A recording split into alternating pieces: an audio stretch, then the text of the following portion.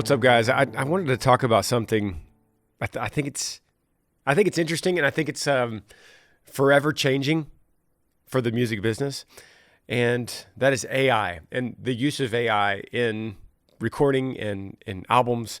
This is something we're going to see more and more, and I'm also going to answer your questions.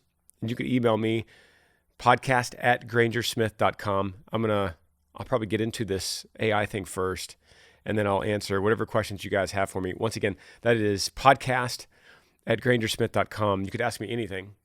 And just like we're sitting in the truck riding together, and I'm going to answer it hopefully like we're just old friends. Now, Randy Travis, which is an old hero of mine. Randy had a stroke in 2013, I believe. And he lost the ability to speak, which is significant because he has one of the most iconic voices in all of music. This rich, beautiful baritone, he could just carry a tune. And everyone loved him, and he has just a massive legacy in country music. Well, this article just came out that now he has a new song out. And you might be wondering how, if he can't speak. That is because it is AI. And it is available now wherever you love to find music. You could find this song, the new Randy Travis song. And there's a video I saw of different country music artists getting interviewed as they're listening to it for the first time. I think Cole Swindell is crying. You know, it's it's a really big deal. And I've listened to it. It sounds exactly like Randy Travis. It's impossible to know otherwise. So here's how they did it. They used a surrogate vocalist, right? Someone else sang the entire song. The guy's name is James Dupree. And this helped with phrasing, breath, notation. And so Randy Travis's longtime producer used James Dupree, and Randy's sitting there the whole time, sitting right next to the soundboard. He uses James Dupree, and he gets in there behind the vocal and behind the microphone, and he doesn't sound like Randy, but I guess he breathes like him or something. I don't know why they picked him. There must be something like that. And Randy's producer his name is Kyle Linning, and he's sitting there with Randy. At times, Randy's wife, they record the song with a full band, just like they always would have. And they went back into Randy's old catalog and got 42 different dry vocals to create the model. And then once AI knew what this, how to sing like Randy, then they used James Dupree on this new song and changed James Dupree's voice to Randy's based on the modeling, the 42 different modelings. This is wild stuff. I think I've said this before. I don't know if we've fully thought about the implications for what this is going to mean. I don't know if we thought about what the future of music is going to be, because people will say, oh, I like Randy. I'll know if it's Randy. And I'll know, first of all, you won't. And second of all, humans, I want y'all to think about this. Humans have a odd quirk that makes us want to like the artificial. You think about artificial things. Just think about sugar, the little pink packets. We will eat a pink packet all day long over an apple because it is it mimics what we like and what we need and magnifies it. That's what those little Sweet and Low does. We're pretty much beyond the ability for a kid to say, I want something sweet and go and get an apple. That's where we are as humans. But you go back in time and you look back on history, and an apple was like the dessert. So I think the same thing's going to happen with music. I think like this Randy Travis song is the beginning, and there's a couple ways to look at it. One, we're going to look at it like, hey, this is amazing. Randy gets to sing again, Granger. He didn't have a voice. He had a stroke. He lost his voice. And now how sweet is it that he gets to sing again? And we all get to enjoy a Randy Travis song again. How amazing is that, Granger? What could possibly be wrong with this? This is a way of using AI for the good, right? Okay. Yes, sure. I'll agree with that. And by the way, before I get into this, I'm looking at this. You can go and you could do this yourself. I don't know what website this is. It's probably better if I don't advertise it anyway, but it's in beta testing. And you could get a $9.99 a month subscription or a $14.99 a month pro subscription. And this is so that you could enter your data and any song could sound like you. So there's that. But here's the thing about this, the idea of Randy Travis gets to sing again. This is amazing. What we are moving slowly away from is the idea that we are mortals and we have a mortality.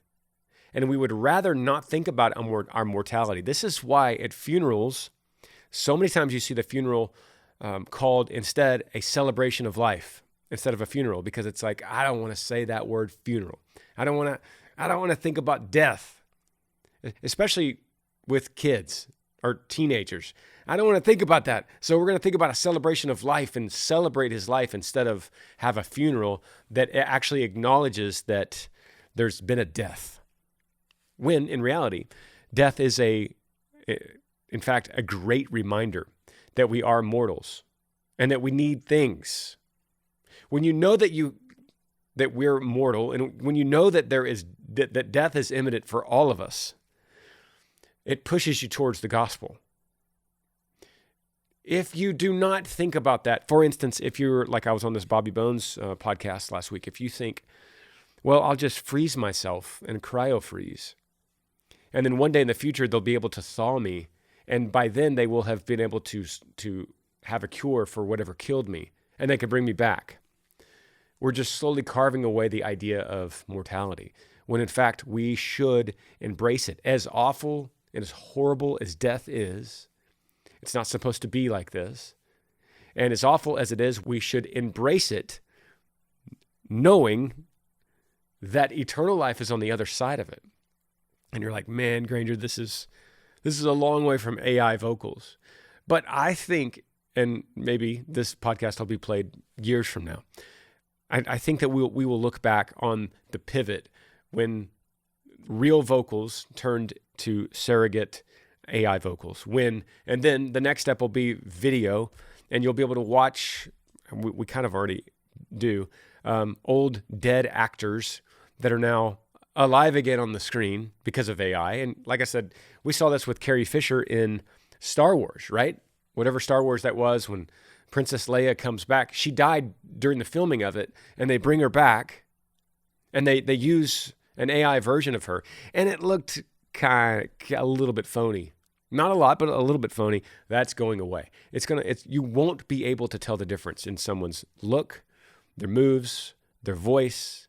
You'll be able to have old dead singers come out with a new album because their wife has approved it, or their grandkids have approved it. Elvis will have a new record. An old producer will go get Elvis's old takes and they'll put it all together. So I think we're heading down a road that's just absolutely crazy. So here's my point. Let's embrace our own mortality. Let's embrace the fact that we are dying every day. As we listen to this podcast, as I'm speaking it, we are, all of us, slowly dying in a way. And that's not depressing, actually. That's part of the reality of death. And the depressing thing is to push that away and say, I'm not dying. I'm going to use fake hair color. I'm going to use fake skin cream. I'm going to use Botox or whatever to make me further away from looking like I'm getting old. Because God forbid I should look old, because that would let people know that I'm actually dying. Instead, let's embrace this. And along with AI, we need to know what to say about it and how to stand for it. And if you want to listen to Randy Travis's song and smile, great. That's not what my point is. My point is we do need to be careful that slowly but surely our mortality is being taken away from us.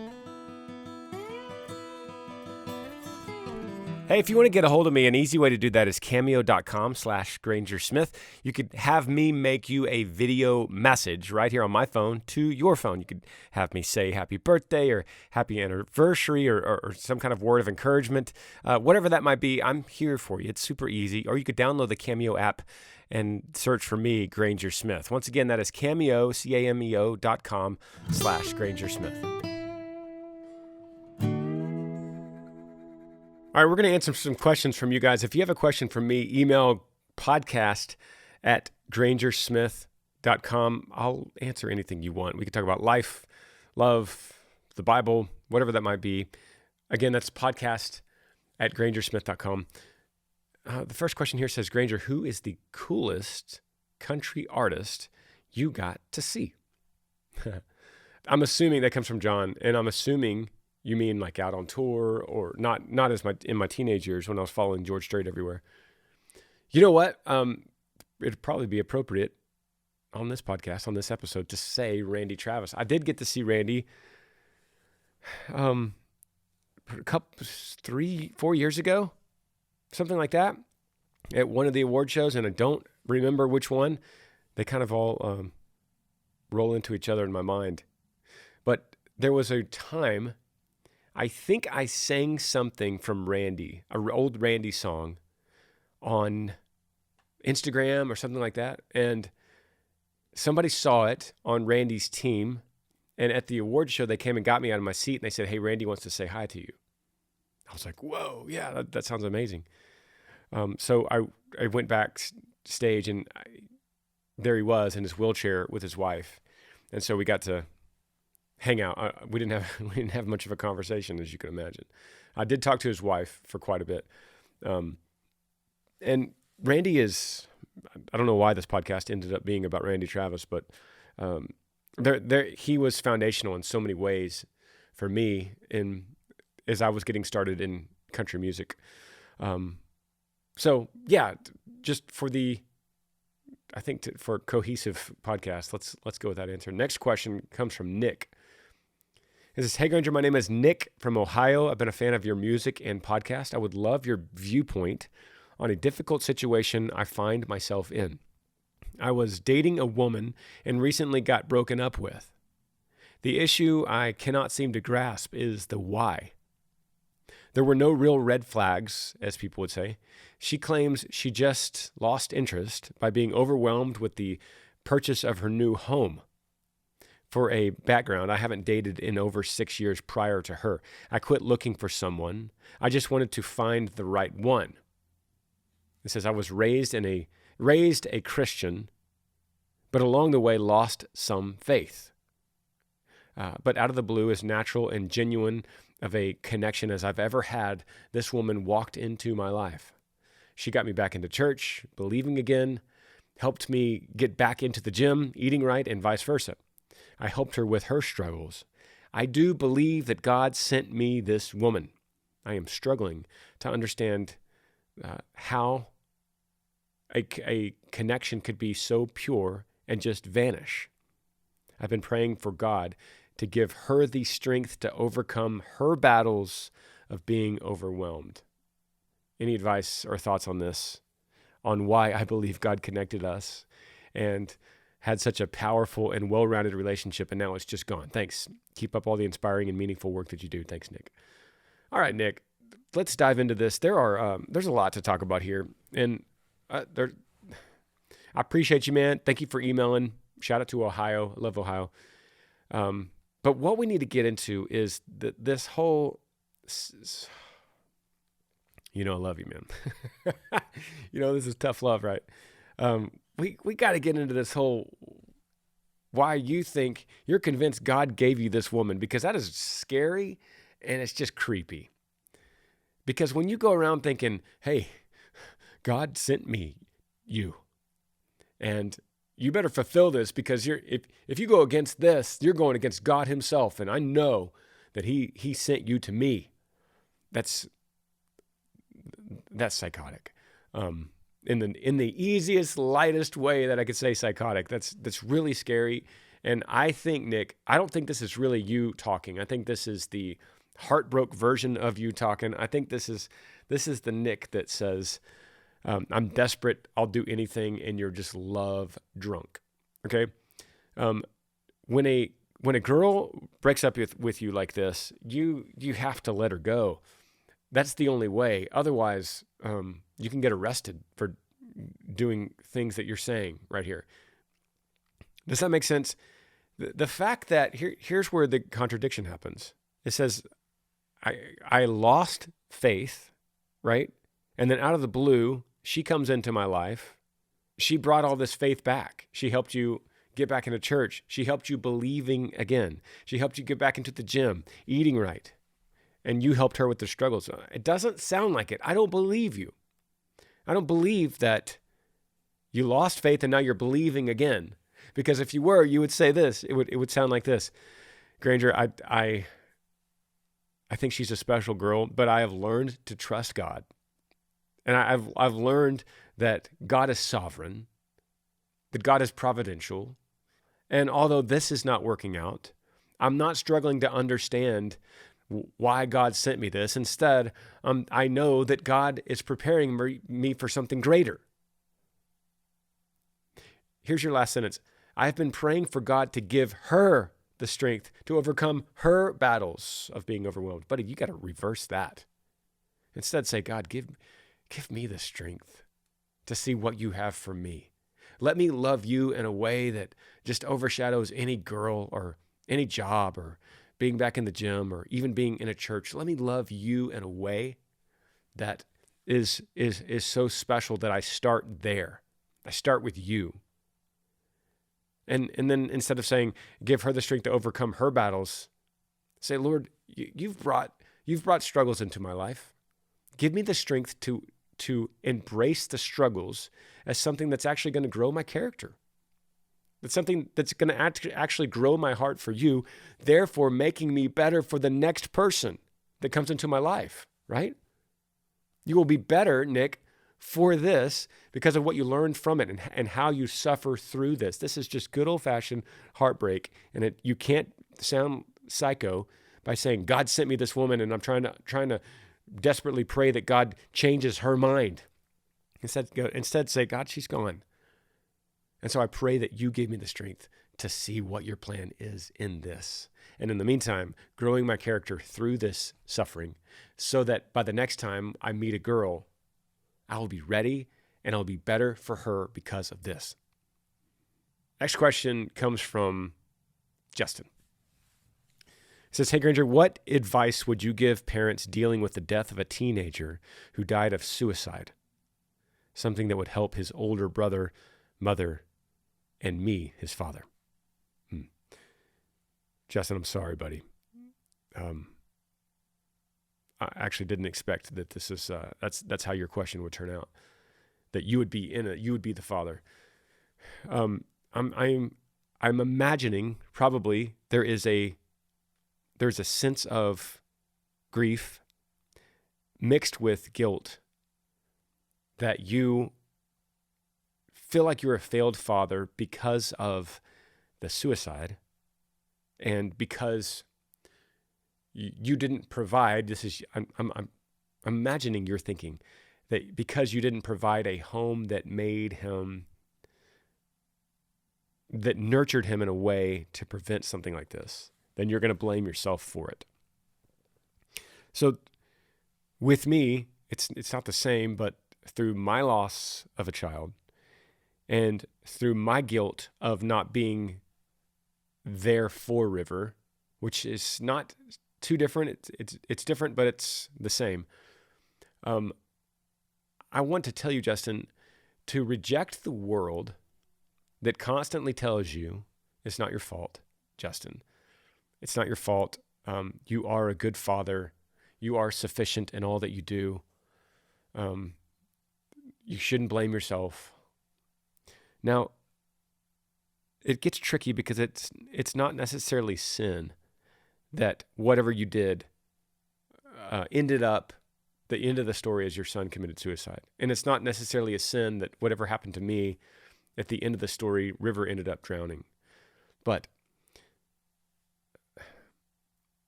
regardless of that, it's important for us to know in contrast to the gospel of Jesus, that the world tells us you're not guilty. You are sufficient. You are a good father. The gospel is the only story, the only situation, the only news where Jesus says, yes, you are. You are guilty. You are insufficient. Look to me.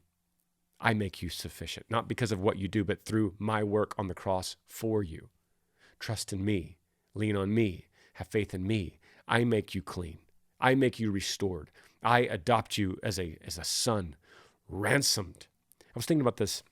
I'm reading this book called Empire of the Summer Moon, and it's an incredible story about the Comanche Indians in Texas, where I live. And some of those stories happen right around where I live, which is partly why it's so interesting. But there's several times I've thought about this, and there's one specific time when the Indians came in to San Antonio, and it was a band of them. They had like 40 or 50 of them together, and they would kidnap the settler girls, because they would kidnap. They wouldn't kidnap the boys or the men. They would just kill them. But they would kidnap the women and the little girls, and they would do all kinds of horrible things to these girls. For instance, they would cut off their nose and then burn the end of it with fire. And what they would do, and their whole body was just covered in marks and cuts. And they would march these girls into the settlement, the Texas settlement. And they would sell the girl. And although, of course, that had value to it, to the settlers, there was this one instance in San Antonio where they were marching this girl in, and she's missing a nose, and her face is burned. Her nostrils are just two holes in the front of her face, and she has cuts all over her, and she's been sexually violated, and she's less than a human, really, to them, to all people, including the Indians. She's less than human in appearance. And they would come in, and the Indians would sell these girls. And sometimes they would be purchased by the settlers, even by their own family, but there was never really a future in it for the girls, because they were, violated, and they were ugly, and they were cut and marred, and they couldn't ever have children. They were just kind of worthless. And they would sell them, and the Indians would leave. And I really got to thinking about this as I was reading that book, as awful as it sounds. I started thinking, wow, that's us. We are the girl. We are the what appears to be a less than human girl, with our normal human functions taken away from us. We're marred so badly that we look like a monster. And we get marched in by the enemy to the village, and Jesus says, mine. I take this one. I purchased this one with my blood. This one's mine. Adopted. I take this one, and I share the heir to the kingdom with this one. Co-heirs to the kingdom by my divine right, and in me adopting you, you become a co-heir to the kingdom. That is us. We are the girl. We are the less than human sight. Jesus says, you're mine. So Justin, when you feel that guilt, and when the world says don't feel guilty, you are a great dad. I want you instead to think of yourself as the girl being marched into San Antonio. And I want you to think of Jesus saying, Justin, you are mine. I make you clean. I restore you. I heal you. I give back everything you've lost. You are mine. I want you to think of it in that way. And that is the only story you will hear, period, that actually changes things for you. Next question comes from Jet. And it says, hey, Granger, my name is Jet. I'm from Kansas. I'm 19 years old, and I'm a career firefighter. I wanted to ask you your opinion on if I jumped into life too soon. I feel like I never got to experience life to the fullest when I got this job. Should I be more adventurous? I need suggestions. All right. 19 years old, jumping into a career is not something that is crazy. I mean, this is something that has happened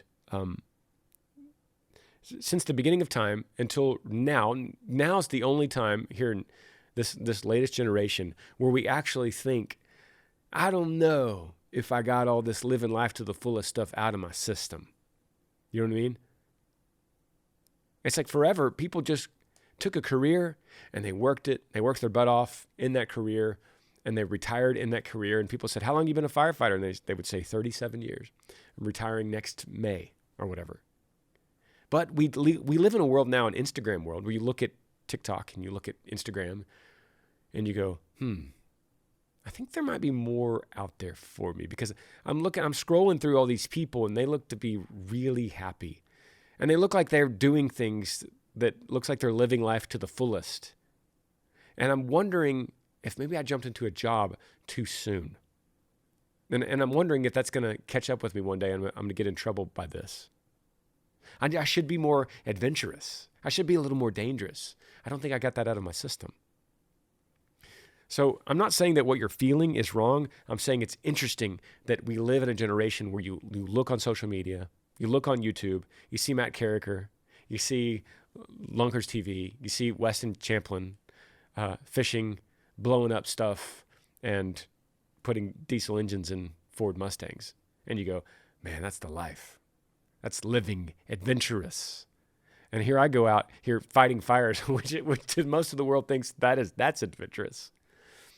So the first thing I want to say, Jet, is I just want to relax you a little bit and just go, hey, man, we need to learn how to be content in the situation we're in. Maybe you won't be a firefighter forever, but you did jump into this, and this is your career. And I don't think you would have gotten into this career, because I get plenty of emails on this podcast about people wanting to be a fireman and something happened where they can't. So I do want to point out that a lot of people can't do what you're doing, and you have it. And there's something you're missing. There's something else out there. That's that feeling. It's like that U2 song, I still haven't found what I'm looking for. You should listen to that song. I still haven't found what I'm looking for. There is something in this world that tells us, in our own conscience, that tells us there's more to this. What is it? This feels, I don't know, it feels temporary. It feels like this home is just not my forever home. I can't seem to get happy with where I am. And I promise you, Jet, you move into something else, or you take a year off and you go do adventurous things, you're still going to have the same problems. You're still going to have the same anxieties. And you're still going to say, just like you too, I still haven't found what I'm looking for. And so I would suggest to you that maybe it has nothing to do with a career. Maybe this is far bigger than a career. Maybe you were created for a purpose that's bigger than any of this, bigger than a firefighter, bigger than breaking away and just being adventurous, getting a new job, meeting a girl. Oh man, I think I'm not living life to the fullest because I haven't met the right girl yet. And then you do, and then you go, I think it's because we don't have kids. We need kids to feel complete. And then you have kids, and you go, I think it was we needed a house with some land. If we only had a little bit of land, things would be good. Throw the football in the backyard, and then you get the land, and you go, yeah, I think we need like a boat or something, to get out on the lake. It's always something else. If you're looking to the temporal, Jet, then you're never going to be satisfied, because we are made for more than this world. I want you to think about that. I'm going to do a bad quote on this. C.S. Lewis famously said, ducklings swim, meaning there must be such thing as water. Babies suck, which means there must be such thing as milk. And man has something outside of this world that it's yearning for, meaning there must be something outside of this world. That's a bad quote, but that's basically the idea. You are longing for something that this world cannot satisfy, meaning there must be something outside of this world. Be thinking about that, Jet. And I could tell you that contentment will flow from that, not from your career or lack of a career as a fireman. I love you guys. If you want to ask me something, do it, please. Podcast at grangersmith.com. That's my email. Just me today. I plan on, I actually had some plans for some more guys coming soon. So we'll continue to wrestle through these certain topics and then answer your questions, all coming up. And I'm glad you're here. We'll see you next Monday. Thanks for joining me on the Granger Smith Podcast. I appreciate all of you guys. You could help me out by rating this podcast on iTunes. If you're on YouTube, subscribe to this channel, hit that little like button and the notifications bell so that you never miss any time I upload a video. If you have a question for me that you would like me to answer, email grangersmithpodcast@gmail.com. Yee.